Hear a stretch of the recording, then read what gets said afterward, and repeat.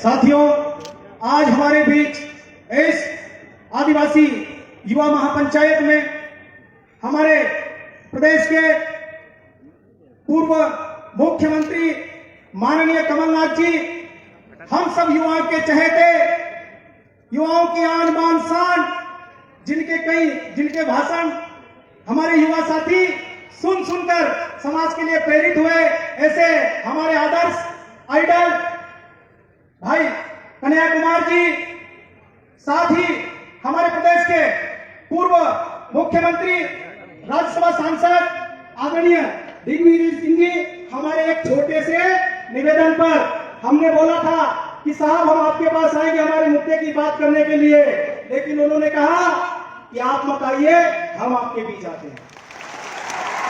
और जैसे ही इन्होंने हमको बोला कि हम इंदौर आ रहे हैं, तो जैसा कि पिताजी को भी पता चल गया तो वो भी इंदौर आ गए। और आज मैं जो हमारे अतिथि है उनके समक्ष अपनी बात रखूंगा। हमारे विद्यार्थियों के जो मुद्दे हैं, कई लोग सम्मान्य पत्रकार गण भी यहाँ पर आए हैं, उनसे भी मैं विशेष निवेदन करना चाहता हूँ कि इस कार्यक्रम को लेकर जो बोला जा रहा है कि ये कार्यक्रम कांग्रेस का है, लेकिन ये किसी भी राजनीतिक दल का नहीं है, ये कार्यक्रम आदिवासी युवाओं का है।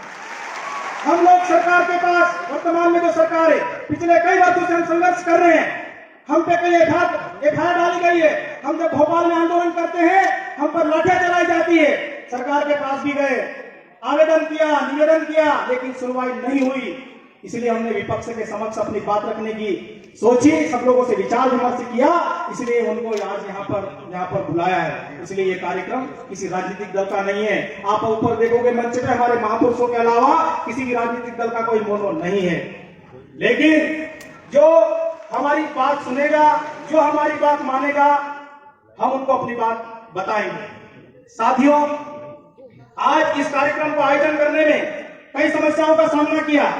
आज भी सर आपको मैं अवगत कराना चाहता हूं कि अभी भी हमारे लड़के रास्ते में, अभी भी हमारी बहुत सारी बसें, हमारी बहुत सारी गाड़ियां नहीं आई है, कईयों को पुलिस प्रशासन ने रास्ते में रोक दिया है।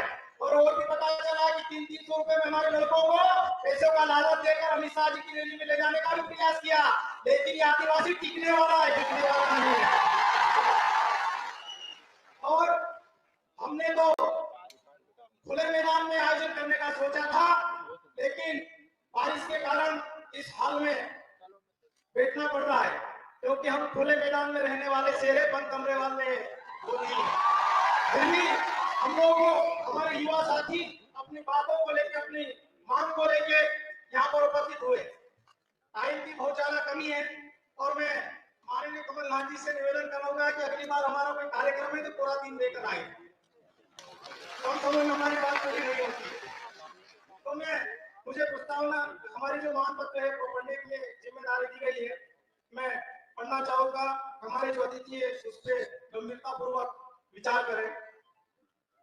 प्रति माननीय कमलनाथ जी, पूर्व मुख्यमंत्री, मध्य प्रदेश शासन भोपाल, विषय आदिवासी समाज के युवाओं के ज्वलंत एवं गंभीर मुद्दों को वचन पत्र में शामिल कर सरकार बनने पर समाधान करने बाबत माननीय आज 30 जुलाई 2023 को नक्षत्र garden brilliant convention centre Sukliya Indore में आयोजित युवा महापंचायत का आयोजन किया जा रहा है, जिसमें आदिवासी समाज के हजारों युवा कार्यकर्ता की उपस्थिति में निम्नांकित बिंदुओं को वचन पत्र में शामिल कर सरकार बनने पर समय सीमा में कार्रवाई कर समाधान करने का अनुरोध है। पहला, सरकार गठन के 6 माह के भीतर बेकलाक पदों पर भर्ती प्रक्रिया की कार्रवाई प्रारंभ की जाए। दूसरा, सरकार गठन के 6 माह के भीतर बेरोजगार युवा नीति बनाएंगे, जिसके तहत विशेषकर आदिवासी समाज के बेरोजगार युवाओं को सरकार की गारंटी पर स्वयं का व्यवसाय बिजनेस स्थापित करने हेतु 0 से 2% की न्यूनतम ब्याज दर पर बैंक ऋण उपलब्ध करवाया जाए। आदिवासी समाज के बालक एवं बालिका के लिए ब्लॉक स्तर पर 200 सीटर, जिला मुख्यालय पर 1000 सीटर एवं संभाग मुख्यालय पर 2500 सीटर आदिवासी महापुरुषों के नाम पर नवीन महाविद्यालय छात्रावासों को निर्माण कराएंगे। आदिवासी क्षेत्र के समस्त महाविद्यालयों में प्राप्त आवेदनों के अनुपात में सभी संकाय विधि महाविद्यालय एवं कृषि महाविद्यालय नहीं है, वो परीक्षा की तैयारी हेतु विश्व स्तरीय कोचिंग और रिसर्च संस्थान बनाया जाए। प्रदेश के अनुसूचित जाति जनजाति ओबीसी वर्ग के बहु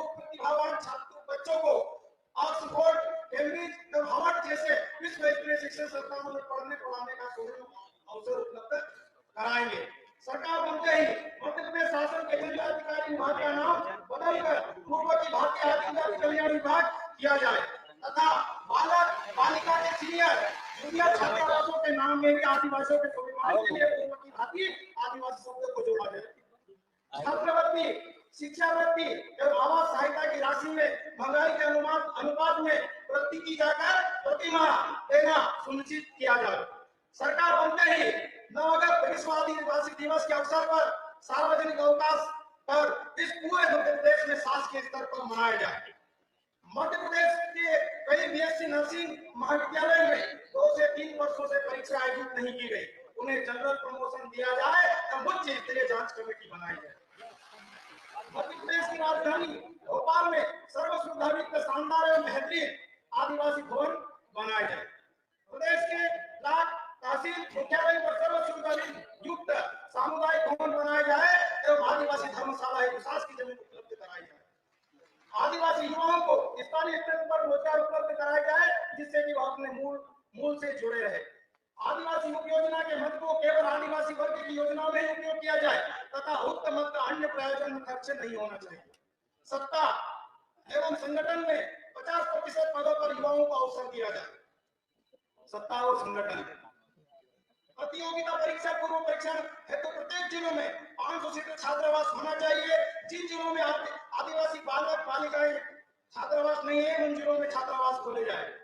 प्रदेश में संचालित सभी छात्रावासों में लाइब्रेरी, व्यायामशाला, मनोरंजन के साधनों और सुरक्षा की दृष्टि से बाउंड्री वाल का निर्माण कर सीसीटीवी कैमरे लगाए जाए।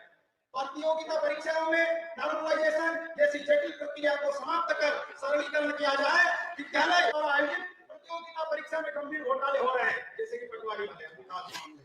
आर्थिक एवं राजनीतिक प्रस्तुता परिवार के योग्य प्रतियोगियों का चयन हो रहा है, इससे गरीब एवं योग्य प्रतियोगी वंचित हो रहे हैं। इस व्यवस्था को सुधारने हेतु पारदर्शी एवं विश्वसनीय प्रक्रिया अपनाई जाए। ग्रामीण क्षेत्रों में प्रत्येक गांव में कुटीर उद्योग के माध्यम से बेरोजगार युवाओं को रोजगार अवसर उपलब्ध कराया जाए। अनुसूचित जाति, जनजाति, ओबीसी वर्ग की नौकरियों में दिए गए आरक्षण पर श्वेत पत्र जारी किया जाना चाहिए। अनुसूचित जनजाति वर्ग के लिए वर्षवार आवंटित बजट पर श्वेत पत्र जारी किया जाए। प्रदेश में निर्माणाधीन निर्मित mega project, medical, engineering college आदि के नाम पर मूल निवासियों के पूर्वजों के नाम पर रखे जाए। मूल पेशा एक्ट 1996 को लागू कर पेशा एक्ट का चेयरमैन आदिवासी वर्ग से ही किसी को बनाया जाए। प्रदेश के आदिवासी क्षेत्रों में स्थित स्कूल कॉलेजों में गुणवत्तापूर्ण एवं रोजगारमूलक शिक्षा दी जाए। प्रदेश के समस्त आदिवासी प्रांत स्थित शासकीय अस्पतालों में समस्त प्रकार की जांच, परीक्षण एवं सुविधाएं एवं शरीर के सभी अंगों के विशेषज्ञ चिकित्सकों की नियुक्ति की जाए। सरकारी विभागों का निजीकरण नहीं होने दिया जाए। एससी, एसटी, ओबीसी वर्ग के लोगों को सरकारी विभाग प्राइवेट सेक्टर में नौकरियों के आरक्षण जनसंख्या के आधार पर लागू किया जाए। जैसे बसों के संचालन हेतु ठेका, खरीद पदार्थों के ठेके, शासकीय दुकानों के ठेके एवं अन्य किसी भी कार्य हेतु प्राइवेट सुविधाएं के ठेके आदि। सर 2-3 मुद्दे और बचे हैं। आदिवासियों की जमीन किसी प्रयोजन के लिए सरकार द्वारा नहीं लिया जाए। यदि जनहित में आदिवासियों की जमीन ली जाती है तो रॉयल्टी देना चाहिए। जैसे रिवर्स के तहत राजा महाराजाओं को दी जाती है, परिवार के किसी एक सदस्य को नौकरी दी जाए तो अन्य सदस्यों को पढ़ाई के अवसर दिए जाए। आदिवासियों को मजबूरन दूसरे प्रदेशों में स्थानांतरित करना पड़े तो वहां पर आदिवासी श्रेणी नहीं बरकरार रखा जाए। सभी प्रकार की शासकीय नौकरी में भर्ती हो, चाहे वो सुविधा हो या इकाई, सभी के जनसंख्या अनुपात अनुसार ही आरक्षण हो। आरक्षित पद पर चयन उपरांत उस अभ्यर्थी का अन्य उच्च पद पर चयन होने पर या त्याग पत्र देने पर या अन्य किसी की भी कारणों से वह सीट खाली होती है तो उसे आदिवासी वर्ग के लिए आरक्षित रखी जाए। भारत सरकार ने कक्षा 1 से 14 वर्ष की आयु वर्ग के बच्चों का अनिवार्य शिक्षा प्रदान करने के लिए शिक्षा अधिकार अधिनियम आरटीआई 2009 लाया गया है, जिसके अंतर्गत 6 से 14 वर्ष कक्षा 1 से 8 के बच्चों को निःशुल्क शिक्षा प्रदान की जा रही है। कक्षा 8 तक ही निःशुल्क शिक्षा प्रावधान के कानून के तहत इस सीमा को खत्म कर इसे निरंतर 12वीं तक रखा जाए। शिक्षित बेरोजगार कक्षा 8 तक ही निःशुल्क शिक्षा प्रावधान के कानून के तहत इस सीमा को खत्म कर इसे निरंतर 12वीं तक रखा जाए। शिक्षित बेरोजगार युवाओं के लिए बेरोजगारी भत्ता भी दिया जाए। मैं मुद्दे हमारे खत्म हो गए हैं। मैं इतने मुद्दे हम लोगों ने इसलिए रखे हैं क्योंकि सरकार सुन नहीं रही है, इसलिए इतनी बड़ी लिस्ट आपके भरोसा करके, विश्वास करके आपके बीच रखा है। तो पावन धरती पर से एक मैसेज देना चाहता हूं प्रदेश सरकार को, चाहे अमित शाह जी को बुला लीजिए, चाहे प्रधानमंत्री जी को बुला लीजिए, समझ जाइए आपकी कुर्सी खतरे में। तो ये युवा बनाना भी जानते हैं, बिगाड़ना भी जानते हैं। तो साथियों, सभी धैर्य पूर्वक हमारे जो अतिथि आए हैं उनको हमको सुनना है। और साथियों, सभी युवाओं को संघर्ष करना पड़ा यहाँ तक आने में। कहीं को बसों में तकलीफ आई, कहीं को रास्ते में रोका। मैं एक दो लाइन से अपनी बात खत्म करूंगा कि हम लोग, हमारे जो मजदूर वर्ग के लोग, हमारे गरीब किसान के हम औलादे हैं, हम संघर्ष करना हम बचपन से जानते हैं कि ना संघर्ष ना तकलीफ तो क्या मजा फिर जीने में, ना संघर्ष ना तकलीफ तो क्या मजा फिर जीने में। बड़े तूफान थम जाते हैं जब आग लग जाती है सीने। साथियों, बहुत बहुत धन्यवाद। बाकी और भी हमारे आदिवासियों के बहुत सारे मुद्दे हैं, हम लोग समय समय पे आपस में मिलते रहेंगे और अपनी बात करते रहेंगे। मैं इतना ही कहकर अपना विस्तार ग्रहण करूंगा। जय जोहार, जय आदिवासी।